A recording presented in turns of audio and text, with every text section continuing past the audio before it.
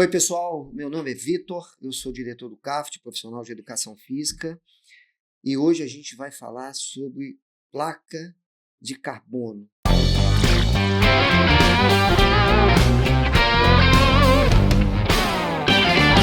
Será que gera lesão? Não gera lesão? Mas antes disso, eu quero apresentar o nosso parceiro, o Fábio Mazil. Fábio, fala um pouquinho de você. Fala, Vitor, obrigado pelo convite para a gente fazer esse episódio especial. Meu nome é Fábio Mazil, eu sou treinador de ciclismo e também faço parte do time de avaliação aqui do CAFT. E estou bem animado para a gente explorar esse tema que faz parte do nosso dia a dia na avaliação biomecânica de corrida aqui no CAFT, né? Não, e é legal porque a partir de agora a gente vai fazer pocket de 30 minutos. Na verdade, isso é uma dúvida que acontece na avaliação toda semana, que uma pessoa chega lá com tênis de placa de carbono e, na maioria das vezes, está sentindo dor. Então, a gente teve a ideia de começar a fazer pockets em função das dúvidas dos nossos clientes lá na avaliação física, para a gente poder passar para as pessoas uma informação correta, porque a gente vê muita coisa na internet. E a grande questão hoje é o seguinte: será que a placa de carbono realmente vale a pena para todo mundo? Será que ela causa lesão? Então, essa é a grande questão hoje. Então, para você que está nos assistindo, que você comprou uma placa de carbono, que você viu lá na internet, que você viu seu amigo correndo, será que vale a pena para você? Será que você já não está sentindo? Muitas pessoas já estão sentindo dor ali no pé, estão sentindo dor no joelho. Então é isso que a gente vai tentar falar em 30 minutos, as vantagens e desvantagens, o que a gente precisa fazer e como a gente pode comprar esse tênis de forma adequada.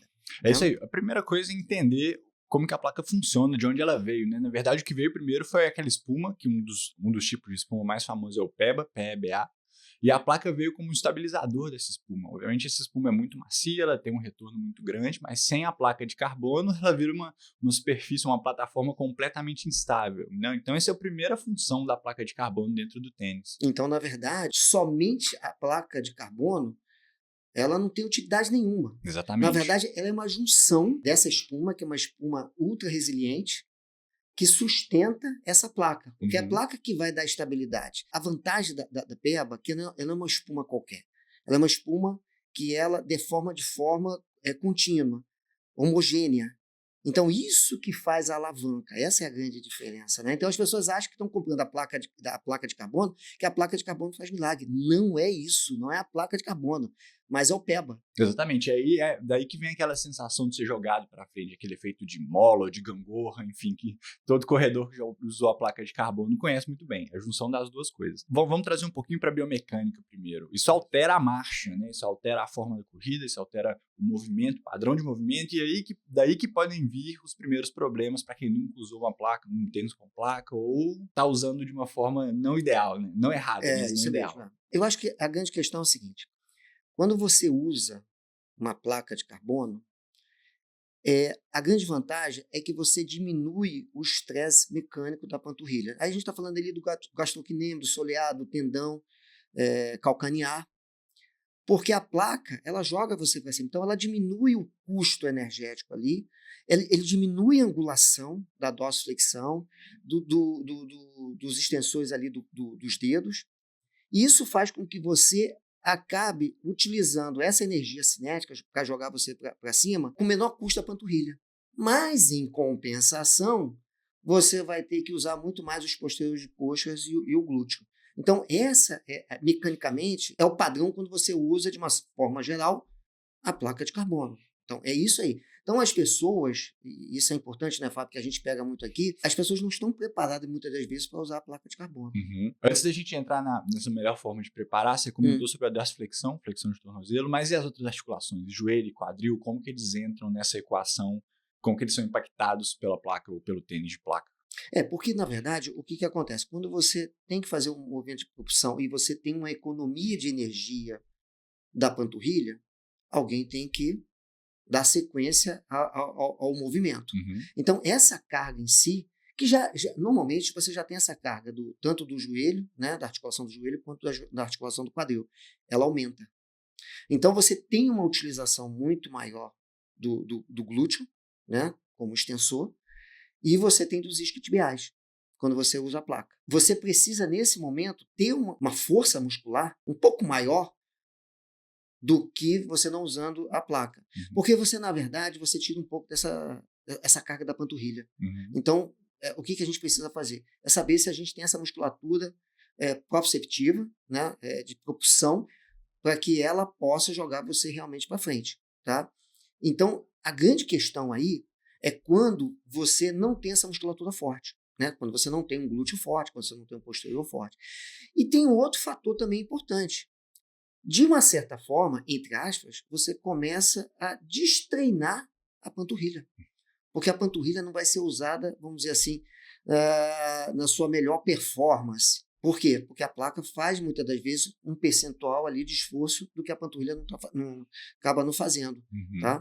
Então, a grande questão é o seguinte, quando a pessoa compra uma placa de carbono, o que a gente precisa mostrar para a pessoa? Primeiro, a gente precisa avaliar essa força. O que a gente faz aqui, né? Sim. Você viu que muitas das vezes a gente vai lá, faz os testes de força com a pessoa, a gente vê que muitas vezes o glúteo é muito fraco, o posterior é muito fraco, e muitas das vezes a panturrilha também não está lá essas coisas. E tem uma outra coisa, tem a musculatura intrínseca do pé, que as pessoas esquecem. Né? E a musculatura intrínseca do pé, ela precisa ser rígida no bom sentido, né? Ela precisa realmente aguentar a carga. Por quê? Porque a placa ela tem uma rigidez e a espuma deforma, né, dentro de um padrão homogêneo. Então eu tenho que ter uma musculatura intrínseca muito forte. E aí que vem a grande questão. Porque quando você começa a usar a placa, muitas vezes essa musculatura intrínseca não é forte. E por que não é forte? Porque a maioria das pessoas utilizam o tempo todo tênis, sapato, e você não treina essa musculatura. E aí você botou uma coisa rígida ali, que vai fazer essa propulsão, existe uma rigidez do movimento em si, mas você não tem uma musculatura preparada para isso. Então a gente tem 3 informações importantes aqui que vão ditar o nosso próximo passo. A gente tem a musculatura toda da panturrilha, vamos tratar ela só como uma forma geral para simplificar, que é aliviada de certa maneira. A gente tem quadril e joelho entrando mais nessa equação, e a gente tem isquiotibiais, glúteo, a parte posterior da coxa. Isso significa que, antes de usar um tênis de placa, a gente tem que preparar toda essa cadeia inferior para entender esse impacto e entender essa mecânica nova. Como que a gente faz isso? Olha, a primeira coisa a gente tem que passar por uma avaliação, porque é na avaliação que a gente começa a identificar onde há um desequilíbrio, né? Se há possíveis desequilíbrios que possam afetar no movimento, no padrão de movimento. Então, isso é muito importante. E isso não é só força, a gente também tem que avaliar a questão angular. Para saber se ele faz uma utilização do glúteo de forma adequada, se ele faz uma extensão do quadril, se ele faz uma dorsiflexão adequada, né? Se ele tem um movimento ali do joelho, da flexão, da extensão adequado na fase de propulsão. Então, você tem que avaliar o padrão de movimento, né? Juntamente com o trabalho de força. E aí, quando você começa a avaliar isso, identificou os pontos, e a pessoa fala assim, não, eu quero usar a placa de carbono. Aí a gente vai começar os trabalhos específicos para isso. Fazer o quê? Aí eu vou desenvolver o quê? Trabalhos de força para glúteo e para posterior de coxa. E principalmente para a musculatura intrínseca do pé. Então, dentro do meu programa de treinamento tem que ter isso. Ah, Vitor, eu tenho que ficar fazendo cadeira extensora, leg press, stiff. Não há problema de você fazer isso. O problema é saber se o que você vai fazer está diretamente ligado àquilo que gerou lá nos testes como pontos negativos. Se aquilo eu consigo transferir para dentro da minha corrida. E o mais interessante é fazer isso antes, né? A gente vê isso muito aqui, né? A gente tem muitas pessoas que chegam aqui, não necessariamente com lesão, mas algum tipo de sintomatologia causado pelo tênis de placa.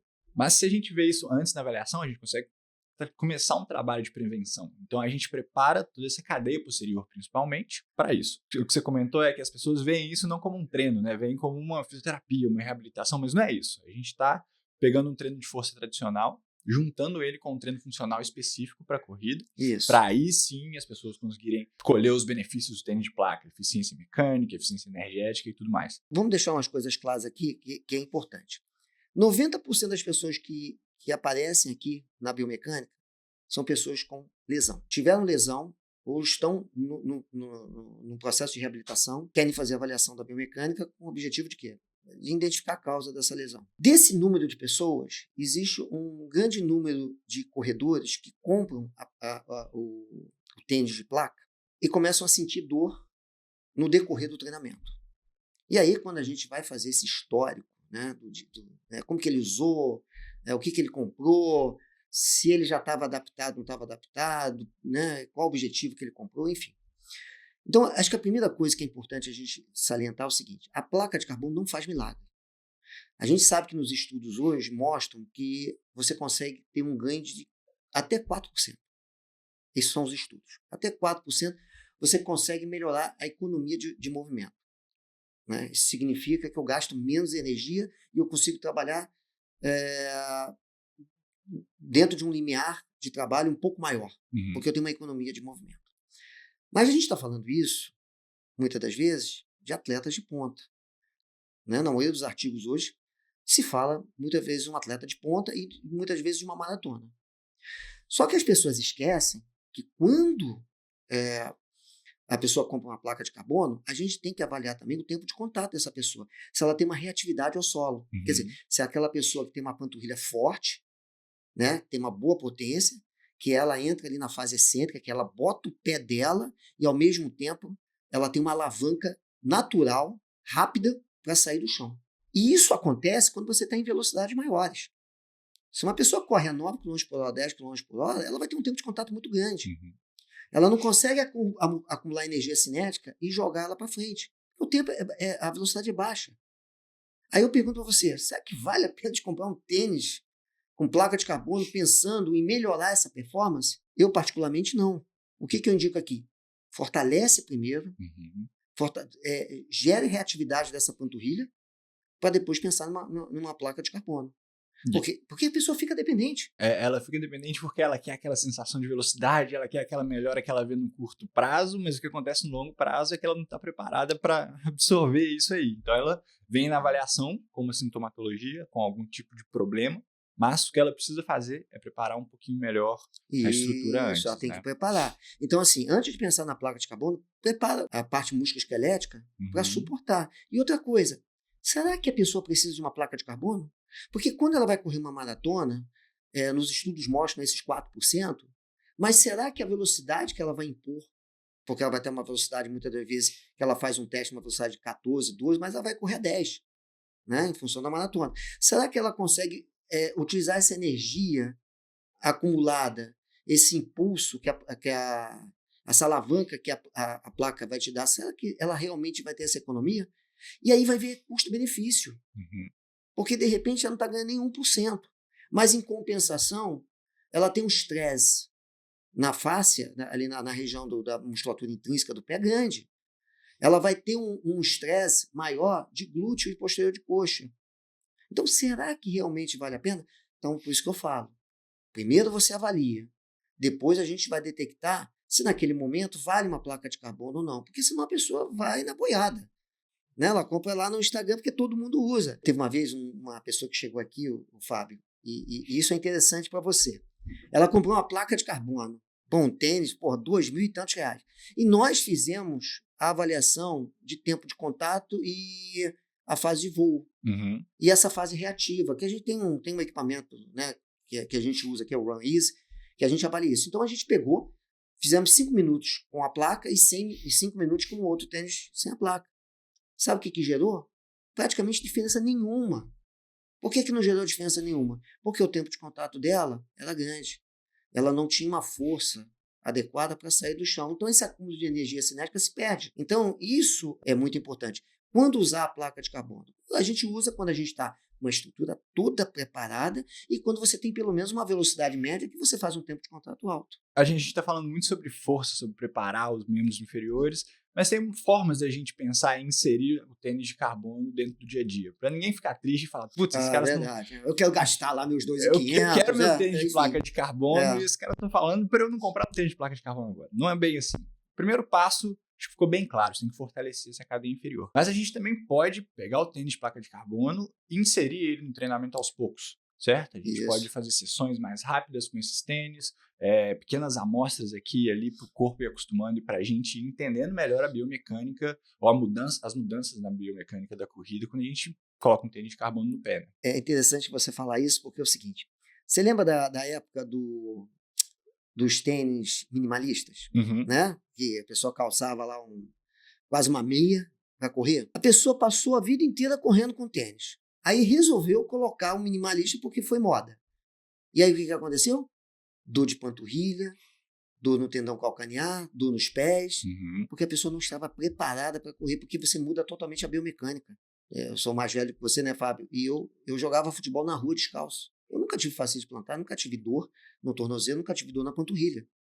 Mas por quê? Porque a gente não estava acostumado a usar tênis, né? Passava o dia inteiro descalço e ficava correndo atrás da bola. O corpo já estava preparado para isso. A gente sabia que era uma fascite plantar e não existia uma pessoa que falava da dor. E da placa de carbono, quando você bota alguma coisa diferente no seu pé, você precisa de uma adaptação. E as pessoas não botam e vão fazer o quê? Vão começar a treinar em Z2, fazer 2 voltas na lagoa com a placa de carbono em Z2, que muitas vezes não vai ter aproveitamento nenhum e não está preparada. Não é para não deixar de comprar a placa. A gente não está dizendo que a placa de carbono é ruim, ao contrário. A placa de carbono é importante, mas ela é importante para alguns casos específicos. Agora, como que nós vamos fazer? Primeira coisa, você tem que comprar o tênis de placa de carbono, primeiro ver se você se adapta, se você gosta dele, experimenta ele, vê se gosta, sentiu bem, chegou na loja, deu uma corridinha, tá legal, tá confortável? Primeiro ponto. Segundo ponto, eu vou usar a placa de carbono, inicialmente, em pequenas corridas. De repente ali, em vez de fazer de repente no Z2, eu vou fazer um tênis ali, eu vou fazer uma corrida que seja uma corrida de limiar, começar pelo limiar, eu posso até fazer uma corrida uma distância menor, eu vou começar a adaptar o meu pé para tal. Pode ser que ele não tenha o efeito ainda do que a placa de carbono promete, mas você tem uma adaptação biomecânica. Bom, eu já vi muita gente comprando uma semana antes da prova e quer usar na prova. Falei, pelo amor de Deus, tinha um cara agora que veio e falou assim, cara, eu comprei um tênis, eu quero usar na prova. Um amigo em comum, né? Enfim. Não, pelo amor de Deus, cara. Se você começar a doer lá no quilômetro 10, 15, você vai parar, não vai conseguir correr. Então você precisa fazer o quê? Uma adaptação de algumas semanas daquele tênis. E a placa de carbono não é para usar todos os tênis. Você não vai usar todos os tênis. Né? Você vai usar, você vai se adaptar e vai usar principalmente aonde você tem melhor aproveitamento. Em velocidades mais altas, como intervalado, né? Como treinos de Z4, né, de limiar, FTP, enfim, não importa. Mas você tem que fazer uma adaptação com ela. Perfeito. Intercalar com outros tênis mais estáveis até também, né? Porque senão você vai sobrecarregar sempre a musculatura do pé, como você comentou. Tudo que está dando estabilidade vai ficar sobrecarregado se todas as suas corridas forem instáveis por algum motivo. Então, quando você traz um tênis mais estável para rodagem mais longa, para o seu Z2, e faz esse treino específico com tênis de placa, você é o melhor dos dois mundos. Você consegue fortalecer e trabalhar uma biomecânica mais estável e ter a velocidade no momento que importa, nas sessões que importam. Né? Isso, quando você tem um tênis hoje diferente da placa de carbono, como eu falei, a placa de carbono ele tira um pouco a carga ali da panturrilha, mas você precisa da carga da panturrilha para você fazer a corrida. O interessante é você ter um tênis normal, o dia a dia, que você vai fazer o Z2 ali, vai correr normalmente, intercalando com essa placa de carbono. Eu digo para você, de uma forma geral, que você vai usar ali 60%, 70%. O que você vai usar, se é um tênis mais macio, estabilizador, é outra história, é uma outra conversa. Mas é importante você trabalhar com esses dois mundos, porque você não sobrecarrega, você não fica num ponto só sobrecarregando. E, evidentemente, tem o back-off, que é o trabalho todo neuromuscular de treinamento. Tá? Que eu quero deixar muito claro aqui, que é o que a gente fala aqui.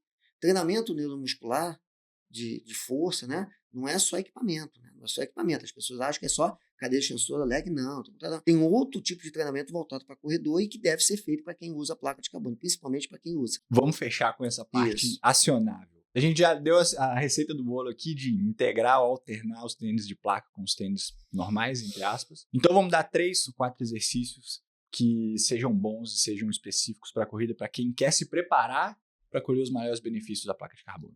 O ideal é a gente ter exercícios ali focados, principalmente, como eu falei, no posterior de coxa, no glúteo. Então, um exemplo, o búlgaro é um bom exercício para se trabalhar. Essa quantidade de séries ou não, aí vai depender muito do planejamento que vai ser feito, em que momento. Mas exercícios que você trabalha ali, o glúteo médio, que é um bom estabilizador do quadril e do movimento. Então, você usar o TheraBand, né, com abduções, né? Tanto isométricas, que é algo que a gente faz bastante aqui para ativar, para começar essa Isso. ativação neural. Então, antes de começar uma sessão mesmo, você faz ali 2 ou 3 séries de 30 segundos isométricos com band, com abdução, extensão, flexão, por exemplo, para você fazer essa ativação neural, preparar um pouco a musculatura e o cérebro para o que vem depois, e aí você pode começar, mesmo que seja aí sim um trabalho de repetições com o band, mas também um trabalho de repetições e algum outro movimento, né? Eu sou muito fã da isometria, não existe um trabalho para você acordar aquela musculatura, ativar a região neural, para que ela possa acordar e a gente começar a trabalhar. Então, e sempre um lateral, e focado naquilo que a gente deseja, se é um glúteo, se é um quadríceps, se é um flexor de quadril, enfim.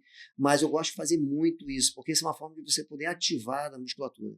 A gente tem aqui hoje, lógico, você tem a capacidade de avaliar essas ativações em tempo real, e a gente vê que muitas vezes é muito difícil ativar a musculatura. Então, eu sou muito fã disso. Então, eu gosto, se eu tivesse que dar, entre aspas, uma receita de bolo, a ativação muscular ele é fundamental para início de um trabalho de força. Você acordar essa musculatura para depois de entrar num trabalho mais isotônico e você determinar os exercícios que você vai fazer. Eu sempre gosto de fazer o seguinte: utilize exercícios de máquina, mas também utilize exercícios que nós chamamos, entre aspas, funcional. Não é uma palavra muito que eu gosto, mas que use o peso do corpo, que use o TeraBand, exercícios que você possa fazer ativação o mais próximo possível da corrida. É um macete que a gente gosta de fazer aqui e a melhor forma de você poder trabalhar. E eu vou deixar uma outra polêmica também, que é importante. Treinar descalço ou não. Eu sou a favor, em alguns casos, você treinar descalço para você gerar a estabilidade do movimento, fazer o treinamento de estabilidade, de musculatura intrínseca. Isso, para mim, é importante, sim, dentro de um programa. Principalmente quem vai usar uma placa de carbono. Perfeito. Acho que é isso aí. É isso aí, pessoal. Eu acho que foi um tema bem legal, né? Porque muita gente vem com placa de carbono. E eu queria sugerir, né? Na verdade, não é sugerir. A gente queria pedir a vocês, se vocês têm algum tema específico, alguma coisa que você tenha dúvida em relação à corrida ou qualquer coisa que seja ligado à saúde, à atividade física, à performance, pode mandar para a gente aqui, tá? Aqui embaixo vai estar aqui o nosso endereço do podcast, no YouTube, Instagram, no Spotify também a gente vai ter. Então, se você tiver dúvida, pode mandar aqui, porque a gente vai ter esses pockets de 30 minutos falando de um tema que seja interessante para a vida real das pessoas que fazem atividade física. É isso aí, obrigado pessoal, obrigado por terem ouvido e a gente volta no próximo podcast. Ok, pessoal, abraço, semana que vem temos